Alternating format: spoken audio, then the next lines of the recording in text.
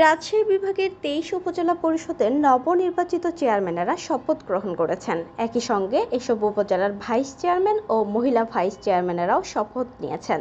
মঙ্গলবার দুপুর ১২টায় বিভাগীয় কমিশনার ডক্টর দেওয়ান মোহাম্মদ হুমায়ুন কবির তাদের শপথ বাক্য পাঠ করান। রাজশাহী জেলা শিল্পকলা একাডেমি মিলনায়তনে বিভাগীয় কমিশনারের কার্যালয়ে এই শপথ গ্রহণ অনুষ্ঠানের আয়োজন করা হয়। বিভাগীয় কমিশনার প্রথমে নবনির্বাচিত ২৩ উপজেলা চেয়ারম্যানদের একসঙ্গে শপথ বাক্য পাঠ করান। এরপর মহিলা ভাইস চেয়ারম্যান ও পরে ভাইস চেয়ারম্যানদের শপথ করানো হয়। শপথ করানোর পর বিভাগীয় কমিশনার সবাইকে ফুলেল শুভেচ্ছা জানান। অনুষ্ঠানে সভাপতিত্ব করেন স্থানীয় সরকারি রাজশাহী বিভাগের পরিচালক পারভেজ রায়হান। এ সময় বিভাগীয় ও জেলা প্রশাসনের ঊর্ধ্বতন কর্মকর্তারা উপস্থিত ছিলেন।